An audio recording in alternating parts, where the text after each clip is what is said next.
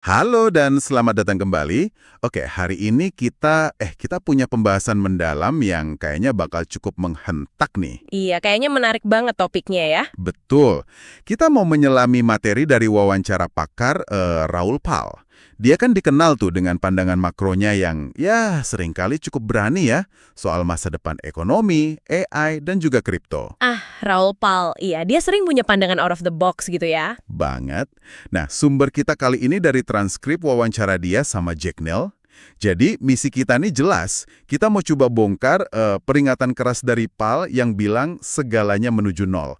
Agak serem ya kedengarannya. Menuju nol, waduh. Iya, dan kenapa dia lihat ada dua kekuatan besar? Yang pertama penurunan nilai mata uang, terus yang kedua ledakan AI sama robotika. Itu jadi pendorong utamanya. Lebih penting lagi, kita bakal telaah argumen dia soal kenapa kripto, menurut dia ya, ini bukan cuma spekulasi, tapi mungkin loh ya, jadi strategi krusial buat Anda bangun ketahanan finansial jelang 2030.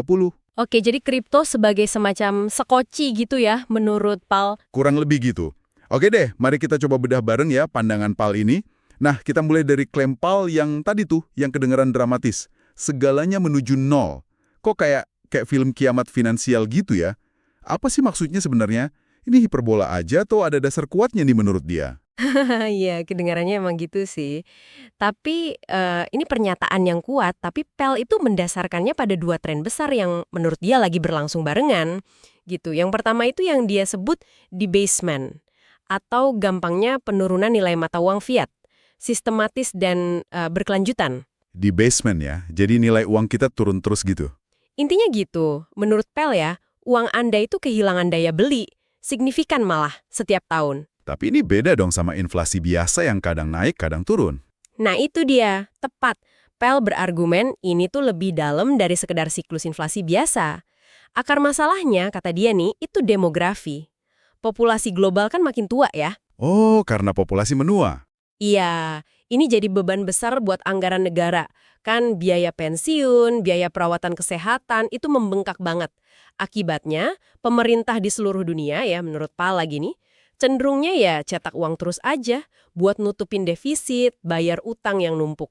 Masuk akal sih keterkaitannya. Nah, dampaknya tuh langsung kerasa ke Anda, ke kita semua.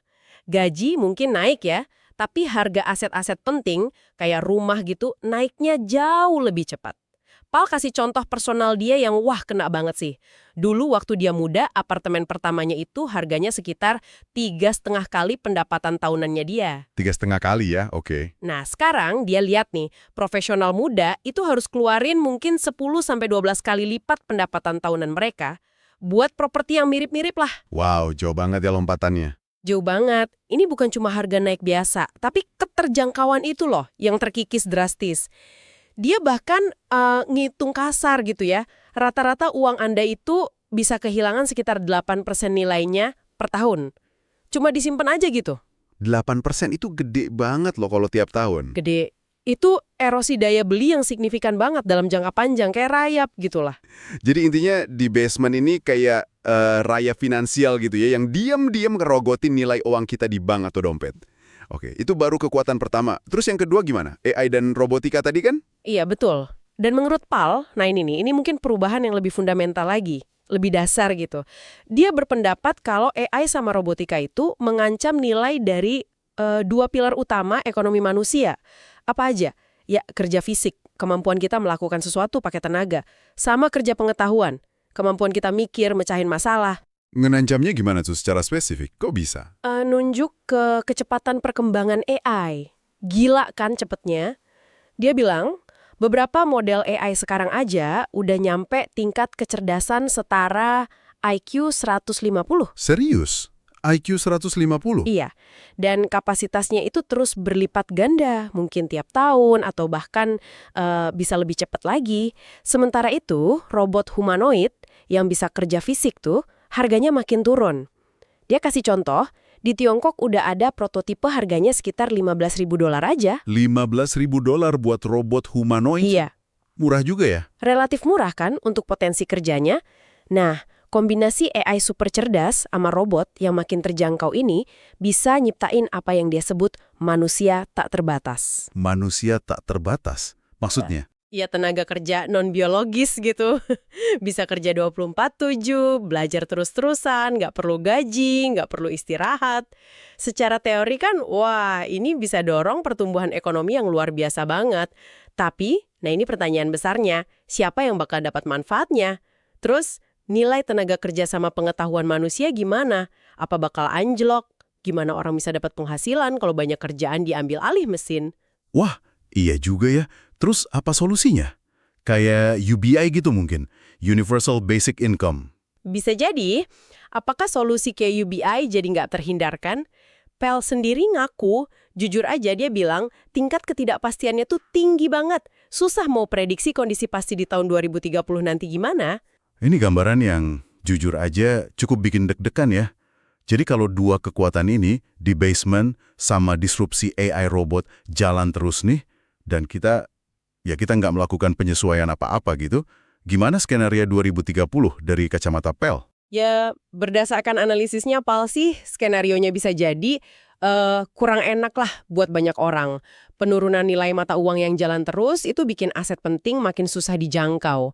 Akibatnya ya orang terpaksa kerja lebih keras atau mungkin punya banyak kerjaan sampingan. Coba buat mempertahankan standar hidup aja. Ini potensi banget buat memperlebar kesenjangan antara yang punya aset sama yang cuma ngandalin upah gitu kan. Kesenjangan makin lebar ya, ditambah lagi soal kerjaan tadi. Nah, itu dia. Ditambah lagi ketidakpastian gede di pasar kerja gara-gara AI dan robot. Bisa jadi ada periode gejolak sosial dan ekonomi yang lumayan signifikan pas transisi ini terjadi. Makanya argumen intinya Pal tuh gini, ngadepin tingkat ketidakpastian yang dia anggap, wah ini terbesar dalam sejarah manusia nih, punya buffer, punya bantalan finansial, itu jadi penting banget, krusial malah. Jadi bukan cuma sekedar bertahan ya. Bukan. Ini bukan lagi soal sekedar bertahan hidup, tapi gimana Anda bisa bangun semacam sekoci finansial sekarang, biar siap ngarungin badai perubahan yang mungkin banget bakal datang. Gitu kira-kira. Nah, disinilah, di titik inilah, Pala ngarahin pandangannya tajam banget ke satu arah. Cryptocurrency. Kenapa dia bisa seyakin itu ya? Kan kita tahu banget ini aset yang, naik turunnya gila-gilaan. Risikonya tinggi. Kok malah ke situ arahnya? Iya, itu pertanyaan bagus banget. Keyakinan Pal sama kripto ini menurut penjelasan dia ya, akarnya itu dari pengalamannya ngelihat sendiri betapa rapuhnya sistem keuangan yang lama. Terutama pasca krisis 2008, terus krisis utang Eropa 2011-2012 gitu. Oh, jadi pengalaman pribadi dia juga ya? Banget.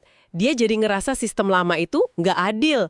Dan bahkan, seremnya lagi, nggak ngejamin kepemilikan penuh atas uang nasabah di bank. Kan secara teknis uang di bank itu bukan punya kita sepenuhnya ya. Iya juga sih. Nah, kripto buat dia nih nawarin paradigma baru yang fundamental. Ada beberapa alasan utama sih menurut dia. Pertama, soal verifiable digital ownership. Kepemilikan digital yang bisa diverifikasi lewat blockchain. Anda bisa buktiin kepemilikan aset digital Anda secara matematis. Ini kan susah di sistem lama. Oke, kepemilikan yang jelas ya. Kedua, fractionalization. Ini penting banget. Anda bisa beli sebagian kecil aja dari aset kripto. Mau beli Bitcoin cuma katakanlah Rp100.000, bisa. Bisa dipecah-pecah gitu ya? Iya, ini kan buka akses investasi ke aset yang potensinya tumbuh tinggi buat siapa aja. Nggak kayak saham mahal atau properti yang butuh modal gede banget kan? Jadi aksesibilitasnya jauh lebih demokratis gitu ya? Siapa aja bisa ikutan? Betul banget, itu kata kuncinya, demokratis. Dan poin ketiga, ini yang sering dia tonjolin, kinerja historisnya. Pyle sering nyorotin kalau kelas aset kripto secara keseluruhan, ya meskipun naik turunnya parah banget ya, itu udah jadi aset dengan kinerja terbaik dalam sejarah modern. Gila kan? Kinerja terbaik dibanding apa tuh? Dibanding kelas aset lain, kayak saham misalnya, dia pernah nyebut rata-rata kenaikan tahunan historis sekitar 145% buat pasar kripto. Tentu ini rata-rata ya, dan volatilitasnya ekstrim banget. Tapi bandingin sama S&P 500 yang rata-ratanya mungkin sekitar 12%. 145% lawan 12%. Jauh banget ya? Jauh banget, tapi ini penting banget buat dicatat ya, ini kan kinerja masa lalu. Sama sekali bukan jaminan hasil di masa depan, jangan salah tangkap. Tapi buat Pal, ini nunjukin potensi pertumbuhan eksponensial yang didorong oleh adopsi teknologi jaringan. Dilihat nih gitu, Dia ngelihat adopsi kripto, ini ngikutin kurva adopsi teknologi klasik kayak internet dulu lah. Dan dia anggap ini salah satu adopsi tercepat dalam sejarah. Meskipun sekarang mungkin kesaing sama AI ya cepetnya. Oke, jadi dia lihat polanya mirip internet dulu. Iya, nah berdasarkan model adopsinya itu, dia bikin proyeksi. Prediksi PAL-nya, ini prediksi dia. Kapitalisasi pasar kripto itu bisa nyampe 100 triliun dolar di dekade berikutnya. Mungkin sekitar 2032-2034. 100 triliun dolar. Dari sekarang berapa tuh? Sekarang kan mungkin di kisaran beberapa triliun dolar ya, 3 atau 4 gitu mungkin. Jadi lompatannya gede banget kalau benar. Tentu aja, ini prediksi PAL yang optimis banget ya, bisa aja nggak kejadian. Tapi ini nunjukin keyakinan dia kalau kita tuh sebenarnya masih di tahap awal banget perjalanannya. Masih awal ya menurut dia. Dia juga sempat nyebut soal potensi penggunaan kripto sama AI kan? Itu gimana maksudnya? Nah iya, dia spekulasi gini, nanti di masa depan kalau agen-agen AI itu perlu transaksi satu sama lain secara otomatis tanpa campur tangan manusia, kemungkinan besar mereka bakal pakai rel atau infrastruktur berbasis kripto. Kenapa gitu? Ya karena efisien, terus sifatnya kan native digital, udah digital dari sananya, cocok buat transaksi antar mesin. Ditambah lagi, adopsi sama sistem keuangan tradisional kan juga udah mulai kelihatan tuh. Pemain gede kayak Visa, Mastercard udah mulai coba-coba integrasi teknologi blockchain. Oke. Jadi gambaran besarnya, ada ancaman di basement dan AI, tapi ada juga potensi solusi lewat pertumbuhan eksponensial dan demokratisasi akses via kripto. Gitu ya menurut Pel. Kurang lebih begitu rangkumannya. Terus, apa nih saran praktisnya buat Anda yang dengerin? Yang mungkin tertarik buat mempertimbangkan ini, tapi tentu harus sadar banget sama risikonya ya. Nah, ini bagian pentingnya. Pel memang nawarin beberapa strategi yang dia sesuaikan dikit berdasarkan profil usia sama kondisi finansial. Tapi ini perlu digarisbawahi banget ya, beberapa sarannya itu cukup radikal dan risikonya tinggi banget. Radikal gimana maksudnya? Ini pandangan pribadi Pel ya, bukan nasihat finansial umum loh ya. Jadi buat Anda yang usianya muda, katakanlah di bawah 30 tahun, terus tabungannya masih terbatas, Pel itu nyaranin sesuatu yang agresif banget. Apa tuh? Dia bilang pertimbangan buat alokasiin sebagian besar atau bahkan semua tabungan Anda ke aset kripto. Hah? Semuanya? Iya, alasannya menurut dia nih, potensi upside, potensi kenaikan nilai yang eksponensial itu satu-satunya cara realistis buat generasi muda ngejar ketertinggalan dalam bangun kekayaan di tengah inflasi aset yang gila-gilaan ini. Tapi ya jelas, ini strategi dengan risiko kehilangan sebagian besar atau bahkan semua modal. Risikonya nyata banget. Wah, gila sih sarannya. Bener-bener berani dan jelas ini nggak cocok buat semua orang ya. Harus hati-hati banget. Terus gimana soal pendekatan investasinya? Kalaupun mau coba? Nah, dia nekenin banget strategi dollar cost averaging, DCA. Udah sering dengar kan ya? Ya, nabung rutin gitu kan? Betul, beli aset kripto secara rutin aja, misalnya bulanan atau mingguan, dengan jumlah uang yang tetap. Nggak peduli harga pasarnya lagi naik gila atau lagi anjlok parah, beli aja terus. Tujuannya kan buat meratakan harga beli rata-rata Anda seiring waktu. Terus, ngurangin resiko salah nebak waktu, kapan masuk pasar. Itu kan susah banget dilakuin. Iya, timing the market itu hampir mustahil ya. Hampir mustahil. Terus, fokus utama lainnya itu pada kualitas. Pal saranin buat alokasiin mayoritas portofolio kripto Anda, ya mungkin 80-90%, itu di jaringan blockchain utama. Yang udah kebukti punya adopsi, punya aktivitas pengembang yang signifikan. Kayak ya Bitcoin, Ethereum, Solana, atau dia nyebut juga Sui misalnya. Jadi jangan asal pilih koin ya. Jangan. Dia wanti-wanti banget buat hindari spekulasi berlebihan di meme coins atau token-token yang nggak jelas gunanya apa, yang harganya cuma didorong hype sesaat. Pesan utamanya dia, jangan judi, jangan pakai utang atau leverage, fokus aja ke kepemilikan jangka panjang aset berkualitas di ekosistem ini. Don't screw it up, gitu katanya. Oke, fokus kualitas dan jangka panjang ya. Dia juga bandingin sama aset lain kan tadi? Kayak properti gitu. Iya, dia lumayan skeptis sama narasi populer soal real estate sebagai pendapatan pasif. Dia nganggapnya seringkali malah nggak pasif sama sekali. Kan banyak biaya tersembunyi tuh, pajak lah, perawatan properti, belum lagi ribetnya ngurus penyewa. Iya juga sih, repot ya. Menurut dia, susah banget buat dapatin pertumbuhan modal bersih yang konsisten kayak potensi yang dia lihat di kripto. Sekali lagi ya, ini merujuk ke kinerja historis pasar kripto secara keseluruhan. Bukan jaminan lo ya. Bangun bisnis sendiri juga, kata dia, ya susah banget. Butuh kerja keras luar biasa buat bisa dapat tingkat pertumbuhan kayak gitu secara konsisten. Dan yang krusial banget nih, dia nekenin pentingnya punya mental yang siap. Siap ngadepin volatilitas ekstrim. Nah, ini dia. Siap mental ya. Banget. Pasar kripto itu bisa jatuh 70%, 80%, atau bahkan lebih dalam waktu singkat. Dia cerita pengalaman iparnya sendiri yang panik waktu pasar anjlok parah.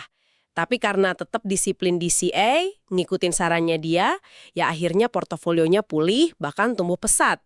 Jadi buat Paul, penurunan harga itu justru dilihat sebagai kesempatan. Kesempatan beli aset bagus dengan harga diskon. Tapi ini jika dan hanya jika Anda punya keyakinan jangka panjang sama tesisnya dia. Kalau nggak yakin, ya jangan. Jadi buy the dip tapi harus dengan keyakinan ya. Ada lagi nggak saran dia yang bukan soal investasi langsung? Ada. Satu lagi konsep yang menarik, arbitrase gaya hidup. Maksudnya gini, kalau kondisi memungkinkan, Paul nyaranin buat pertimbangin pindah lokasi. Cari tempat tinggal yang biaya hidupnya jauh lebih rendah, tapi kualitas hidupnya tetap tinggi atau bahkan lebih baik. Oh, pindah ke tempat yang lebih murah gitu ya? Iya. Dia kasih contoh kayak Spanyol, beberapa negara di Amerika Latin, atau di Asia Tenggara kayak Thailand mungkin. Kan biaya hidup di sana bisa jauh lebih rendah dibanding kota-kota besar di negara maju. Dengan biaya hidup rendah, tekanan finansial kan berkurang tuh. Anda jadi bisa nabung atau investasi lebih banyak sambil mungkin nikmatin hidup yang lebih santai, lebih berkualitas. Menarik juga ya idenya. Oke deh, kayaknya udah cukup banyak nih yang kita bedah. Mari kita coba rangkum ya pembahasan mendalam kita kali ini. Boleh. Jadi kita udah membedah pandangan Raoul Pal tentang dua tekanan besar nih yang kayaknya membayangi dekade mendatang. Pertama, erosi nilai mata uang fiat gara-gara cetak uang terus-terusan. Kedua, disrupsi fundamental dari AI sama robotika terhadap nilai kerja manusia. Betul. Dua-duanya ini nyiptain lanskap ketidakpastian yang ya lumayan signifikan lah menuju 2030 nanti. Dan dalam menghadapi ketidakpastian ini, Pal ngasih argumen kuat kalau bangun bantalan finansial itu jadi prioritas utama. Nah, solusi utama yang dia tawarin, ya dengan segala risikonya ya, itu lewat investasi jangka panjang di aset kripto yang berkualitas. Ya, karena dia lihat potensi pertumbuhan eksponensial sama demokratisasi akses di situ. Tapi, penting banget buat kita semua ingat, ini kan perspektifnya Pal ya. Dia kan dikenal cukup bullish sama kripto. Ada banyak pakar lain yang pandangannya mungkin beda, atau lebih konservatif, jadi jangan telan mentah-mentah juga. Setuju banget. Pal juga nekenin perlunya kita bertindak proaktif sekarang, jangan nunggu nanti. Optimismenya dia soal masa depan yang didorong teknologi ini memang ada, tapi dia juga ngingetin bakal ada perubahan yang menyakitkan selama masa transisi. Ya, transisinya itu yang mungkin nggak mulus ya. Jadi, ini bukan soal nyari kepastian, karena nggak ada yang pasti kan? Tapi lebih ke gimana Anda, sebagai pendengar nih, bisa mengevaluasi pandangan ini, risikonya, potensinya, terus mungkin ambil langkah yang menurut Anda paling pas buat ningkatin probabilitas Anda dalam menavigasi perubahan besar yang mungkin banget terjadi ke depan. Dan perlu diingat lagi nih, strategi investasi yang dia saranin, terutama yang alokasi gede ke kripto buat anak muda itu, wah itu risikonya tinggi banget. Perlu toleransi resiko yang tinggi juga, dan pemahaman yang mendalam sebelum nekat nyoba. Jangan ikut-ikutan doang. Harus riset sendiri ya. Nah, sebagai penutup nih, ada satu ide Pal yang tadi kita sentuh dikit, tapi kayaknya cukup provokatif buat kita renungin lebih lanjut. Visinya dia tentang masa depan di mana AI mungkin bisa jadi teman kita, kesadaran bisa meluas, bahkan ada potensi penyatuan manusia sama AI. Agak fiksi ilmiah ya kedengarannya. Ya agak jauh mikirnya ya. Tapi ini jadi mancing pertanyaan buat Anda renungkan nih. Kalau AI sama robot ngambil alih makin banyak fungsi ekonomi, bahkan mungkin fungsi sosial kita, apa sih sebenarnya esensi jadi manusia di masa depan nanti? Pertanyaan dalam tuh. Dan gimana kita bisa mastiin nilai-nilai unik kemanusiaan kita, kayak kreativitas, empati, hubungan antar manusia, itu tetap dihargai dan punya tempat dalam tatanan baru yang mungkin bakal terbentuk nanti. Wah, ini PR buat kita semua kayaknya. Iya, bahan renungan yang bagus banget. Sebuah pemikiran untuk dibawa pulang ya. Oke, sampai jumpa di pembahasan mendalam kita berikutnya.